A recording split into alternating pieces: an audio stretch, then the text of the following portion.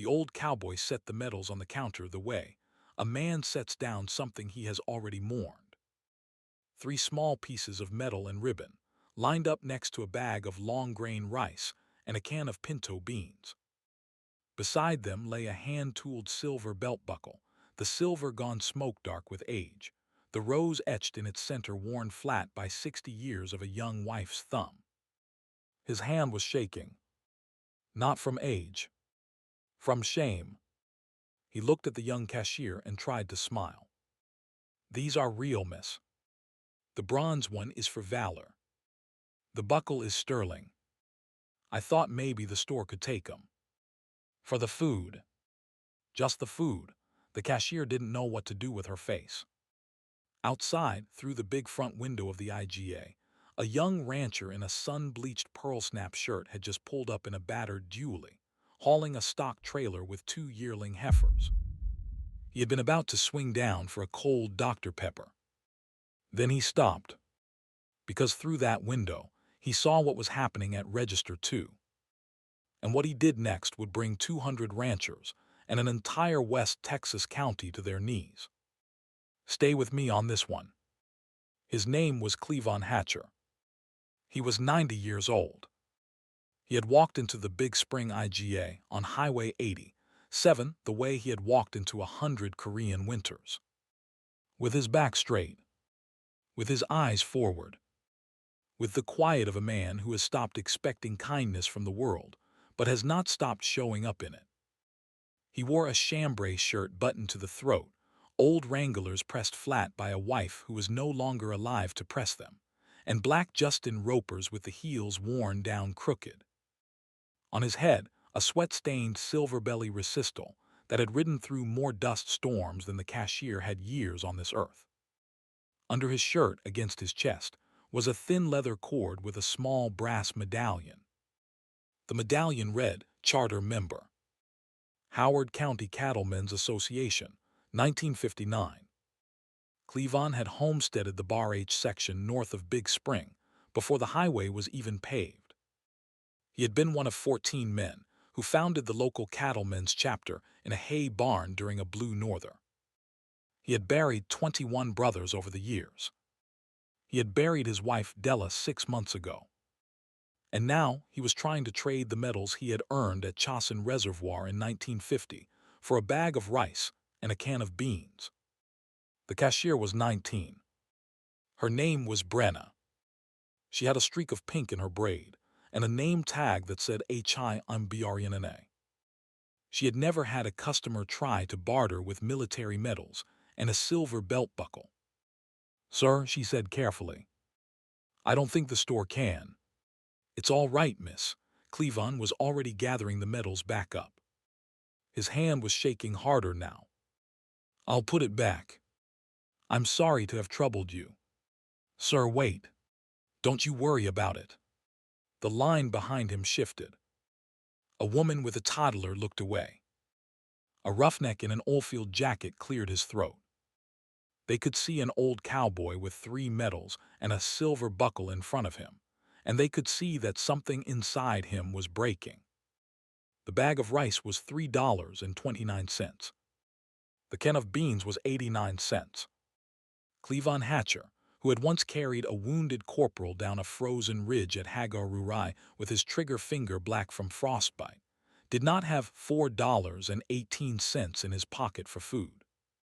The bell over the door jangled. A young man walked in. He was 27. He wore a faded pearl snap shirt and a felt hat the color of a coffee ring. He had a short beard and the kind of hands that come from pulling calves at 2 in the morning. He was holding a $5 bill because he had been about to buy a Dr. Pepper. His name was Garrett Mays. He had seen the whole thing through the window. He had not heard the words. He had not needed to. He walked straight up to Register 2. He picked up the rice and the beans, added a gallon of whole milk, a loaf of sourdough, a pound of ground chuck, a sack of Folgers, eggs, and cheddar. He laid $200 bills on the belt next to the medals. "Ring it up, please," he said to Brenna. "All of it." And whatever else this man wants from anywhere in this store, put it on the same ticket. Take your time, sir. Brenna stared at him. Cleavon turned. He looked at the embroidered ranch brand on the young man's shirt pocket, a curved bar with an M under it. Something in his face moved. Son, Cleavon said. His voice was very quiet. I don't take charity, Mr. Garrett said. Just as quiet. I'm not offering charity. I'm offering respect. There is a difference. Sir. The two of them looked at each other for a long moment. The fluorescent light hummed. Then slowly, Cleavon picked up his 3 medals and the silver buckle and put them inside the pocket of his chambray shirt and buttoned the pocket closed. He nodded once, very small. Thank you, he said. Brenna was crying without a sound. She was just ringing up the items with tears running down her face. The roughneck had taken off his cap and was holding it against his chest the way men do at a funeral. Garrett looked at the man's old boots and at the way he was standing very straight, like he was determined not to look small. Sir, where do you live? Out at the bar H. North on Highway 87, about 14 miles. You drive in. Cleavon looked down. My truck quit on me in the spring. I caught a ride with the propane man this morning. I was gonna walk back. 14 miles. I've walked further. Garrett took a slow breath. Sir, will you let me drive you home? Son, you've already done more than. Sir, with respect. I'm gonna do it anyway. Cleavon's mouth twitched. It was almost a smile. The kind a Marine sergeant gives a young private who has just been disrespectful in exactly the right way. You're a stubborn cuss, aren't you? Yes, sir. My grandfather says I come by it honest. Who's your grandfather's son? Tom Mays. Slim. He ran the M-Bar east of Stanton. Cleavon's hand stopped. He looked up sharply. Slim Mays. Tall fellow. Walked like one leg, was longer than the other after Korea. Easy company, 2nd Battalion, 7th Marines. He came off that reservoir with me. Garrett went very still. He had grown up on stories about Chasen. One name more than the others. Sergeant Hatch. The boy from West Texas, who had carried his grandfather 2 miles down a frozen mountain in 17 below. Sir, what's your name? My name is Cleavon Hatcher. Garrett took half a step back. Cleavon Hatcher was a story his grandfather had told him every November on the anniversary of Chasen, in a low voice, while staring into a wood stove. Garrett straightened. Sir, I'm Garrett Mays. Tom Mays' grandson. My granddaddy's still living. Memory care over in Midland. He's got the Alzheimer's bad, but he still says your name, sir. I'm gonna take you home. Then I'm gonna make some phone calls. Cleavon's eyes had filled up, but he did not let it past his lashes. That's all right with me, son. Garrett drove him home in the old Julie. The heifers shifted in the trailer. How slim, really, Cleavon said. Not the same man, sir. But he remembers you. He talks about a sergeant who carried him through the snow. Cleavon nodded slowly. The Julie rattled across a cattle guard. They turned off the county road onto a caliche driveway that had not been bladed in a decade. At the end was a small frame ranch house with a sagging porch. A windmill stood at the corner, vane rusted in place. A 1976 GMC sat under a half-collapsed loafing shed, tires flat. No cattle anywhere. The corrals were empty. The water trough was dry. Garrett felt something in his chest go cold and tight. Sir, how many head do you run? Cleavon looked out at the empty pasture. I was running 140 mother cows this time last year. And I have not seen a bar H cow on this place in 9 weeks. Inside the house, Garrett understood very fast. The kitchen had one chair at a small table with one plate set square in the middle, and a fork laid across it. A single empty can sat in the sink, green beans, the label peeled away. The refrigerator was empty. A wedding cake topper sat on top of the fridge, a tiny porcelain bride and groom from 1958. The bride was missing one hand. Garrett opened the cabinets one by one. A half-empty box of saltines, a jar of peanut butter with an inch left, a can of cream of mushroom soup. That was all. Cleavon stood in the doorway with his hat in his hands. "Mr. Hatcher, when did you eat last?" "I had some crackers this morning. Before that, half a can of beans yesterday. I saved the other half. Coyotes got the last of my hens in March." Garrett put both his hands on the counter and closed his eyes for a long moment. He did not curse. He just waited for his face to be a face again. Then he straightened up and started putting the groceries away. The Folgers, which Cleavon looked at with a small, surprised gratitude. He sat Cleavon down at the table. He fried 3 eggs. He toasted 4 slices of sourdough. He poured a glass of milk. "Eat, sir. Slow. I'll be right back." He stepped out onto the porch. He pulled out his phone. He scrolled to the contact that said HOWARDCTY Cattleman, DARRELL. Darrell Whitlock picked up on the second ring. "Mays. What's wrong, son?" "Mr. Whitlock. I'm at Cleavon Hatcher's place." "The bar H." There was a silence. The kind that happens when a man is suddenly paying attention with his entire body. "Say that again." "I'm at Cleavon Hatcher's place. He's eating a fried egg right now, sir. His pasture is empty. His refrigerator is empty. He just tried to trade his medals and Della's silver buckle at the IGA for a bag of rice." When Darrell spoke again, his voice had gone cold and very still. "You stay there, Mays. I am driving up. I'll be at your gate in 45 minutes. How in the hell did this happen to Cleavon Hatcher in my county, and I did not know about it? Now look, if you're still riding with me on this one, hit that subscribe button so I can keep telling these stories.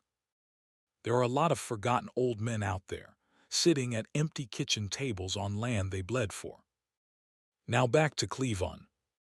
43 minutes later, a white Dodge with HOWARD County Cattlemen's Association painted on the door rolled up the Caliche driveway. Darrell Whitlock had not stopped for the highway patrolman, who had clocked him at 80 in a 70. The patrolman had let him go because Darrell had said 3 words out the window. Cleavon Hatcher's place. Darrell was 56. He had been the chapter's president for 9 years. He had grown up listening to his daddy talk about Cleavon Hatcher the way some boys hear about Travis at the Alamo. He walked up the porch steps slowly. He knocked once, then opened the door. Cleavon was at the kitchen table. He looked up. There was egg yolk on the corner of his lip. He wiped it with the back of his hand. Darrell took in the single chair, the porcelain bride with one hand, and the way the old man was sitting very straight, like he was determined not to look small. Then Darrell walked across the kitchen. He took off his hat. He went down on one knee in front of the old man and took Cleavon's hand in both of his. "Cleavon, I am so sorry. We did not know." Cleavon took his hand back gently. He put it on top of Darrell's head, the way a man would put his hand on the head of a son. "Eldon Whitlock's boy," he said softly. "Stand up off my kitchen floor. I'm not Sam Houston. Stand up." Darrell stood up. "Mr. Hatcher." "What happened, sir?" "Where are your cattle?" Cleavon waved his hand. A slow, tired gesture. "Started in the fall, Darrell. A fellow on the phone said he was from Social Security. There was a problem with my benefit on account of Della's death. He needed my numbers. Bank routing. The other one. A week later, there was nothing in the account. By the time I called the real Social Security, the money had been in 3 different states by the end of the day. And the cattle. In February, the propane ran out. In March, I sold 10 heifers to make the tax bill. In April, I sold pairs to a hauler out of Sweetwater for less than half what they were worth. In May, a man came to the gate. Said he was a feed broker. Could move my whole herd to a feedlot in the Panhandle. $40,000. I had the bill of sale notarized at the courthouse. They came with 2 big trailers the next morning and loaded out every cow, calf, and bull on the barge. I never saw a check. The phone number didn't work. The bill of sale was for a feed company that didn't exist. Daryl's jaw worked. And the foreclosure. Cleavon nodded. The bank in Big Spring. I missed 3 notes. They've started the paperwork. 41 days. Why didn't you call the chapter, Cleavon? Cleavon looked down at his hands. The knuckles were swollen with arthritis. A thin crescent scar from a steer's horn in 1962. Della had just passed Daryl. I didn't want to put it on anybody. The boys all got their own troubles. I figured I'd work it out. By trading your metals at a grocery store. By trading my metals at a grocery store. Yes. And Della's buckle. Daryl stood up the rest of the way. He put his hat back on. Mr. Hatcher, you are the reason this chapter exists. My daddy used to tell me, Cleavon Hatcher is the reason I had a chapter when my herd died of brucellosis in '64. Cleavon Hatcher is the reason Slim Mays came home from Korea. Daryl, sir, will you let us help you? I don't take charity, Daryl. It's not charity, Mr. Hatcher. I will not insult you with that word. I am asking permission to let your brothers do for you what you spent your whole life doing for them. That is the question. Cleavon did not answer for a long time. He looked at the empty can on the counter. He looked at the porcelain bride with the missing hand. He looked at his own hands, which had pulled 22 wounded Marines down a frozen ridge, and which could no longer keep food in his own refrigerator. All right, son, he said quietly. All right.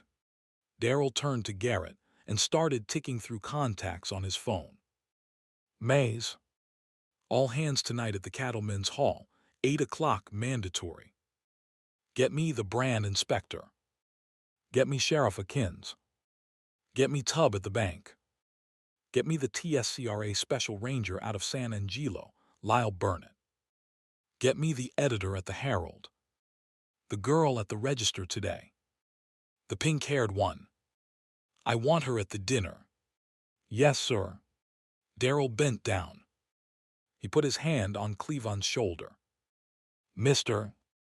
Hatcher, there will be food in this kitchen for the rest of your life. Do you hear me, sir?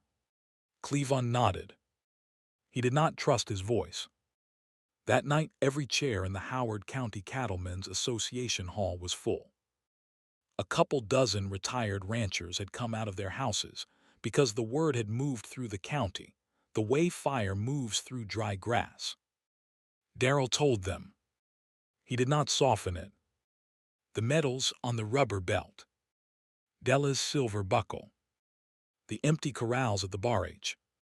The phone scam and the fake feed broker and the foreclosure date. Chasen Reservoir and Slim Mays, and the sergeant who had carried 22 wounded Marines down a frozen mountain. When he was done, nobody spoke. Then a man in the back named Big Cooper Yates took off his hat. Brothers, we have failed him. Another said, yes, we have. Another, how do we fix it? Daryl said, we ride. It became, in the next 13 days, the largest single thing the chapter had ever organized. They called it the Bar H Roundup. The Herald ran a quarter page on the front page Tuesday. 2 neighboring chapters from Glasscock and Martin counties pledged trailers and men. The Big Spring High football coach announced his team would line the entry road. Garrett moved into the Bar H. He cooked breakfast every morning. He drove Cleavon to the VA clinic, where a social worker walked him through getting his pension reinstated. He sat with Cleavon on the porch in the evenings and listened to him talk about Della, about how she liked her coffee, about the dance at the Settles Hotel in 1957 where he had stepped on her foot. Lyle Burnett, the TSCRA Special Ranger, drove up on Thursday. He sat with Cleavon at the kitchen table for 2 hours. He photographed the notarized bill of sale. He left at sundown without saying much. 3 days later, he came back. He took off his hat. "Mr. Hatcher, we found your cattle." Cleavon's hand stopped halfway to his coffee cup. "Where?" "Backgrounded on a section south of Hereford. The man who took your 40,000 is named Royce DeVero out of Pampa. He has done this 7 times to elderly ranchers in West Texas.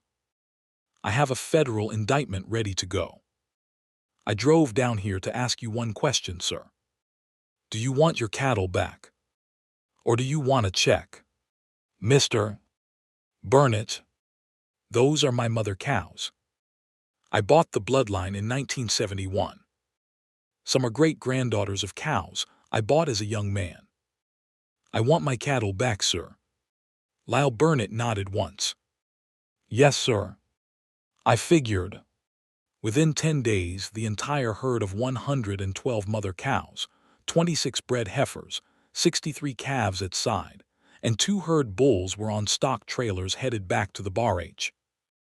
Big Cooper Yates and 7 men rebuilt the pipe gates one Saturday. They replaced the vane on the windmill. They got the old GMC running by sundown. They drove from Stanton with 20 pullets. Cleavon stood at the corner of the yard and watched the windmill turn for the first time in 2 years. He put one hand on the post. He did not cry, but Garrett saw him close his eyes. 4 men from the 7th Marines showed up over the next 9 days. From Alabama, Nebraska, outside Bakersfield, a VA home in San Antonio. Each one, when they got to Cleavon, did the same thing. They stood in front of him. They said, "Sergeant Hatch." He said their name. Then they shook his hand, and not before. 41 Marines had come off that ridge alive in December of 1950. 7 were still living. 5 of those 7 came to Big Spring. Slim Mays was the 6th. A grandson in Houston flew him up. Slim was 93. He had a walker. He had not recognized his own daughter in 9 months. Garrett brought him up the porch steps. Cleavon came out. The 2 old men looked at each other for a long second. Then Slim Mays said, in a voice thin and clear, "Sergeant Hatch." Cleavon said, "Slim."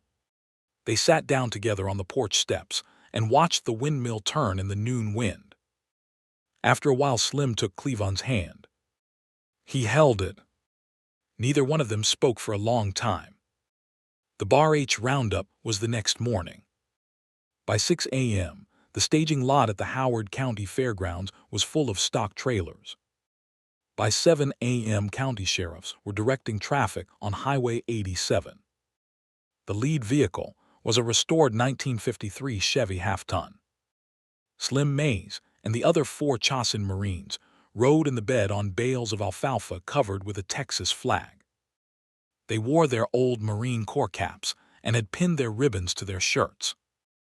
Cleavon rode behind them in his own GMC, which Big Cooper had spent 5 evenings restoring. He wore his old chambray shirt, old Wranglers, the same boots, the same resistal. But pinned to the chambray now in their proper places were the 3 medals, the bronze star with V device, the purple heart with 2 oak leaf clusters, the Korean Service Medal. Brenna from the IGA had pinned them on him herself that morning. Her hands had shaken so badly that Garrett had to steady her wrists. Della's silver buckle was on his belt. Behind them, 204 pickup trucks and stock trailers in rows. A column 3/4 of a mile long.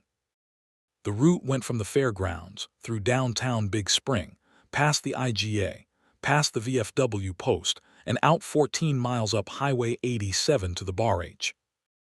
The whole town came out. The football team in green jerseys lined 3 blocks. The band played the national anthem and then the Yellow Rose of Texas when Cleveland's GMC rolled past. Children stood on their fathers' shoulders. Old women in church dresses stood at attention with their hands over their hearts. The mayor and the chief of police both saluted. Cleveland did not know where to look. He had not been seen in 76 years. He had come home from Korea in 1953 to a country that had not really known there had been a war. He had built a chapter in a hay barn during a norther. He had buried a wife and lost a pension and a herd, and had tried to trade his medals for a bag of rice. And now an entire West Texas county was standing in line for him. He kept his eyes forward. He kept his back straight. He just drove. At the IGA, Brenna was standing in the front parking lot with her whole shift. The manager had closed the store for an hour. They had a hand-painted bedsheet sign that said "Welcome Home SGT." HATCHR Bar H. Brenna was holding one end. The roughneck from that day was holding the other. Cleveland slowed down as he passed them. He did not stop. He did not wave. He just lifted one hand off the wheel. He held it up for a count of 3. He put it back on the wheel. Brenna put her face in her hands. At the VFW, 3 blocks later, 14 men in old uniforms stood at the curb. They snapped to attention. They held a salute for the entire time it took the half-ton and the GMC to pass. Cleveland gave each man a small, slow nod. The kind that said, "I see you. I know what this is." The line of trucks went 4 more miles up the highway and turned onto the Caliche Drive of the Bar H. The football team had run up Highway 87 in 2 yellow school buses, and now lined the last 100 yards of the drive in their green jerseys with their helmets in their hands. Past the cattle gate in the big pasture south of the house was a long white tent. Underneath, a low stage with a single oak chair. On a small table next to the chair sat a black walnut display case with 3 replacement tissue medals on red felt. Behind the tent, in the corrals that had been empty 9 weeks ago, were 112 mother cows, 26 bred heifers, 63 calves at side, and 2 herd bulls. Every one carrying a freshly inspected Bar H brand. The trucks pulled into the pasture. They parked in long rows. They cut the engines. The sound that had been rolling up Highway 87 for an hour stopped at once. By the time the tent was full, and the field around it was full, there were 912 human beings standing on Bar H ground. Cleveland sat down in the oak chair on the stage. Slim May sat in a folding chair next to him with Garrett at his elbow. The other 4 Chasen men were lined up behind. Darrell stood at the podium. Darrell told the crowd who Cleveland was. He told them about 1959 and the hay barn. He told them about Korea. He did not tell them about the IGA. The whole town already knew. Then he stepped back, and Slim May's grandson helped Slim up to the microphone. Slim looked out over the crowd. The Alzheimer's was at the door of his mind, but had not come in yet. "In December of 1950, he said, his voice thin and clear and shaking a little. "I was 19 years old. On the ridge above Hagarurai, it was 17 degrees below zero. I took a round through the left lung. I lay there and waited to die. Because I knew nobody was coming." He paused. Then a sergeant I barely knew picked me up like I weighed nothing. He carried me 2 miles down off that ridge in 17 below. He had a piece of shrapnel in his own thigh. He used his belt as a tourniquet on my chest. He told me, and I have not forgotten the words, "Marine, you stay alive. That's in order. I have things I need you to do later in life." Slim's voice broke. I went home. I married Betty Rose. I started the M-Bar with 3 sections and 40 head. I raised 4 children. I have 11 grandchildren. Every single day of every one of those lives was given to me by Sergeant Cleavon Hatcher. Cleavon's face had gone very still. He was looking at his own hands on his knees. Slim turned to the other 4 men from Chasen. They nodded. "Same for me," said the man from Alabama. "Sergeant Hatch carried me off that ridge." "Same for me," said the man from Nebraska. "Same for me," said the man from Bakersfield. "Same for me," said the man from San Antonio, his daughter holding his arm. I have lived 76 more years because of this man. The tent was silent. A captain from the Marine Corps recruiting station in Lubbock stepped forward in dress blues. He read the full text of the original Bronze Star with V. Device citation from 1951. The tent did not breathe. Then the captain stepped over to Cleavon. "Sergeant Hatcher, on behalf of a grateful nation." "Long overdue, sir." He stepped back. He saluted. Cleavon stood up. He was 90 years old. His knees were not what they had been. But he stood up. He pushed himself out of the oak chair with both hands on the armrests. He stood at attention. He returned the salute the way Marines do. The whole tent stood with him. 912 people. On their feet.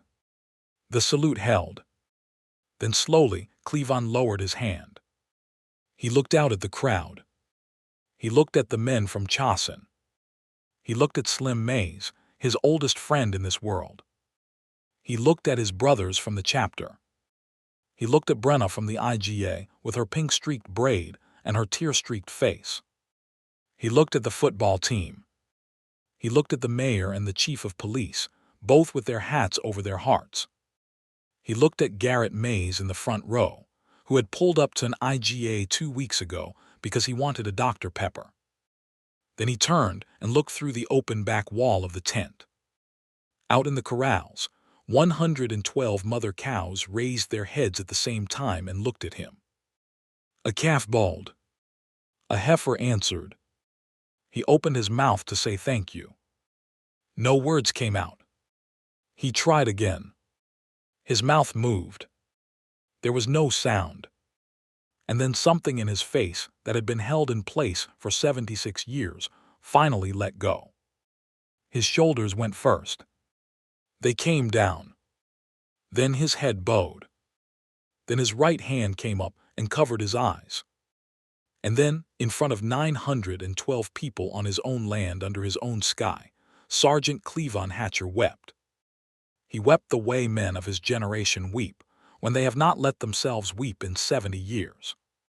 He wept for Della. He wept for the 22 wounded Marines he had carried down the ridge at Chasen, and for the 19 who had not lived to see this day. He wept for the empty corrals and the porcelain bride with the missing hand. He wept for what it had felt like to lay 3 small pieces of metal and his wife's silver buckle on a rubber belt, and ask a young girl with a pink braid to take them as payment for rice and beans. Slim Mays reached over with one bony hand and put it on Cleavon's forearm. He didn't try to stop the crying. He just held on in front of the crowd and let it be witnessed. Garrett stepped up onto the stage. He came around behind Cleavon's chair and put one hand on the old man's shoulder. Darrell came up on the other side. The other 4 Chasen men stood behind. One by one, each putting a hand somewhere on him. The men of the chapter started to move. One by one, in 2s and 3s, the ranchers of 3 counties stood up and walked forward into the open space in front of the stage. Then townspeople started to do the same. The football coach, the band director, Brenna crying quietly, the mayor, the roughneck from the IGA with his Oldfield cap in his fist. Within 4 minutes, the tent had reformed itself into a single mass of human beings, all of them facing the stage, all of them with their hats off or their hands over their hearts. Cleavon lowered his hand from his eyes. He looked at them. He took a breath. It went all the way down. He let it out slow. "Thank you," he said. That was all he said. It was enough. After the ceremony came the dinner. Brisket and beans and potato salad and yeast rolls and pecan pie. The Cattlewomen's Auxiliary had cooked Della's potato salad recipe, which an old neighbor named Eulalie had copied off a card in Della's kitchen in 1974. The chapter passed an old felt resistal around for Cleavon's mortgage and property tax and herd insurance. They did not announce the total. Cleavon would not have to worry about a bag of rice for the rest of his life. Lyle Burnett laid down a manila folder. Inside were the federal indictment papers for Royce DeVero, 2 state warrants for the Sweetwater hauler, and a signed agreement from the bank resetting the mortgage with the past due notes paid in full. The foreclosure date had been vacated. When the dinner began to wind down, Cleavon turned to Garrett. "Son, walk me out to the corrals, will you?" They walked out together. The sun was low. Cleavon rested his forearms on the top rail of the pipe fence. His cattle were grazing east into the wind. Their hides caught the late light. "There she is," he said. "She's a herd, Garrett." "Yes, sir. There's something I want to give you." Cleavon unbuttoned the pocket of his chambray shirt. He took out the small brass medallion that had been on the leather cord around his neck since 1959. He held it on his open palm. "Sir," Garrett said. His voice had gone strange.